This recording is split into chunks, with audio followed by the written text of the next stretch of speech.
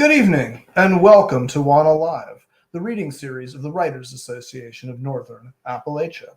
I'm your host, Damian Dresick, and this is your other host, Christina Fasonic. How are you tonight, Damian? I'm good. How's the weather in Wheeling, Christina? I don't know. Let me look at my phone.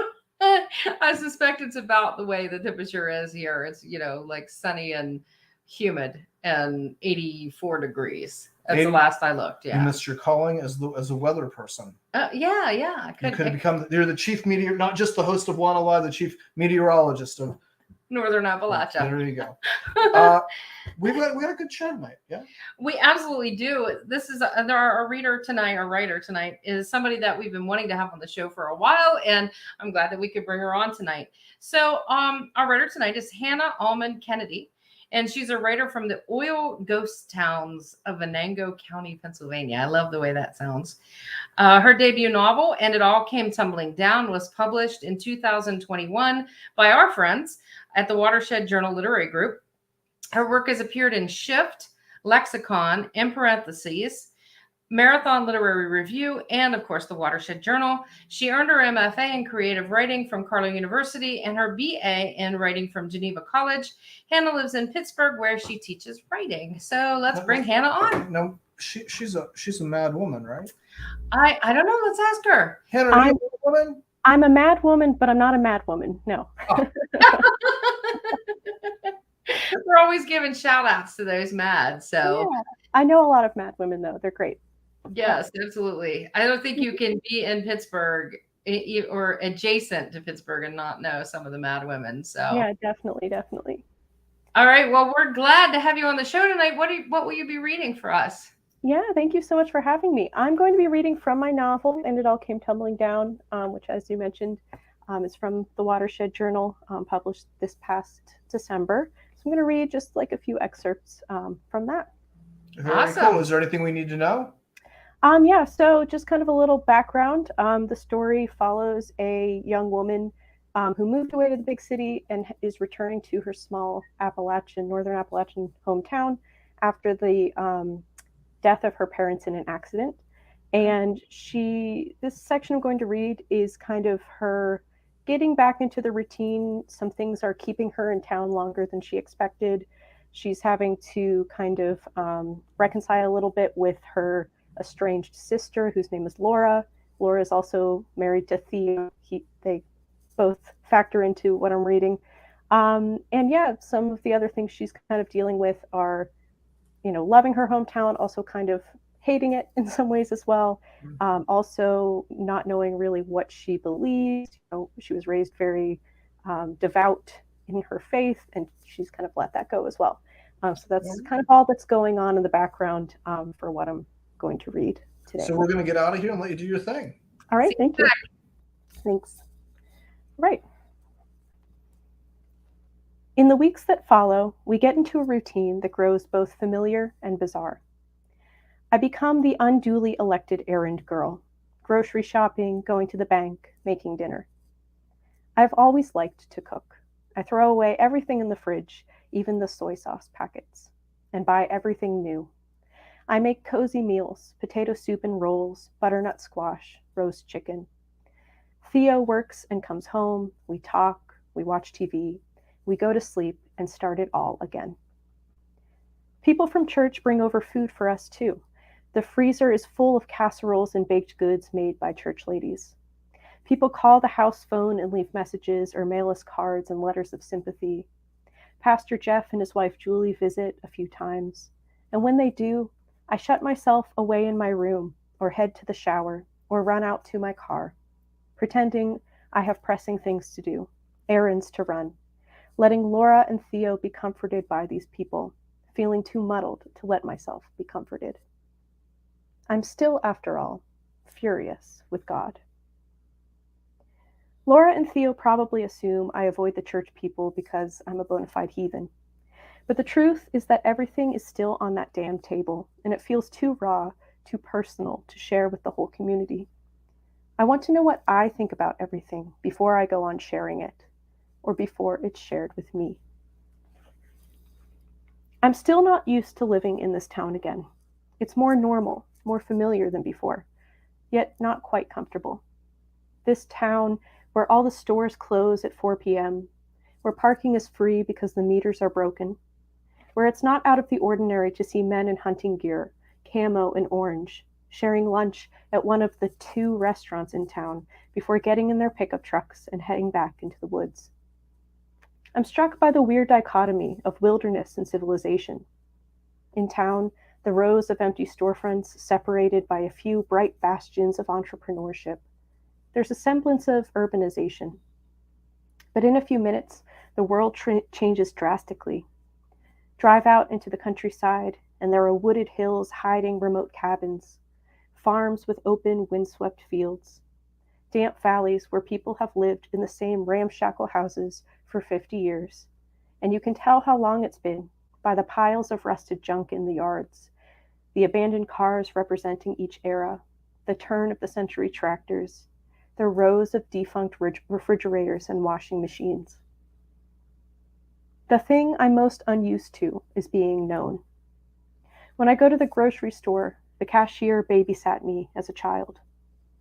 When I stop in the post office, I run into someone from my parents' church. When I walk the streets, people driving by honk their horns, not because I'm very attractive and they're pigs, but because their mothers are my great aunts, or they went to high school with Dad, or they're the dental hygienist I've had since I was 5. All of these interactions don't make me feel comforted or cared for or loved. They make me feel spread out on a petri dish and microscoped. How's the grief coming along? I hear them thinking. We're so glad you came back from the dreaded big city to our fun little home here. Please stay forever. Stay forever and be sad for as long as you want. We'll all watch you. Thank you.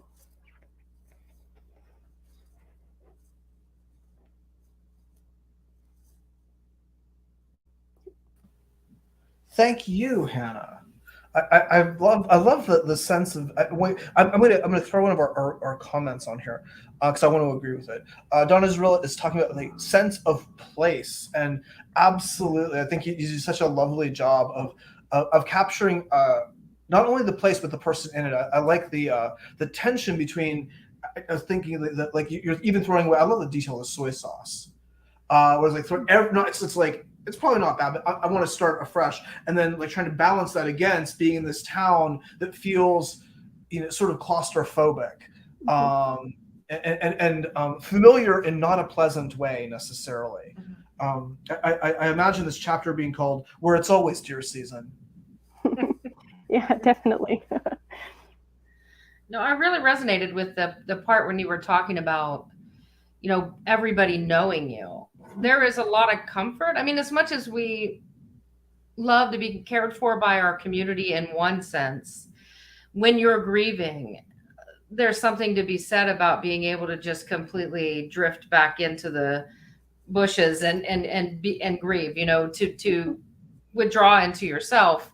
And you can't do that if everybody knows you everywhere you go. So that, like you said, it's like, they're asking you without saying, how's that grieving coming along? Or are you still sad? Do you need anything? And even if it's well-meaning, I think in some ways it disrupts that healing process, that grieving process. Yeah, definitely. And the story kind of touches on that a lot. I think like this character who there's, like you mentioned, there's this kind of comfort in being surrounded by people who know you and having all these memories in this place. But there is a sense where it is really claustrophobic, and anonymity is almost more comforting sometimes. There's definitely this tension. It's not just I once lived in a 600-person town in Colorado, and everybody knew everybody's business to a quite frankly disturbing degree. But I was like a visitor. I'm imagining like your character and in this small town where she was sort of involuntarily sentenced to 18 years or more. Yeah, there's this sense that like this is my home, but I also kind of inherited it. Like I didn't have a choice in it necessarily. Yeah. So Facebook user who I'm sure they're great. Facebook user says, wonderful writing about a world I know well. If you haven't read Hannah's debut novel, you need to pick up a copy. So I'm going to sort of piggybacking off of Facebook users. Where could one pick up a copy of this book? Yeah, so there's a few places in person that they could pick one up. The Watershed Journal bookshop in Brookville. There's Beyond Bedtime Books in Dormont, which is like southern Pittsburgh. And I'll actually be this weekend, I'll be at the Artist's Attic in Oil City, signing some books, reading on Saturday at 11 and again at 1. They have books there as well. Okay, and then it's also on bookshop.org as well online. Okay, so bookshelf.org. Okay, could you say that again for people who so if you liked what you heard from Hannah today, you can see her read a little bit longer. Yes, a little bit. So where could that happen? So the shop is called Artist's Attic. It's Attic. in downtown Oil City, PA, which is my hometown. And they carry the book. They have it in stock right now. They also carry a lot of local art supplies. But I will be reading there on Saturday at 11 and then again at 1. Super cool. That's very cool. Yeah, Right, they're a great group of people. It'll be a fun time. Awesome. Well, we hope you get a great crowd. That sounds great. Yeah, I'm excited. All right. Well, thank you so much for coming on. Yes. Loved hearing this the excerpt.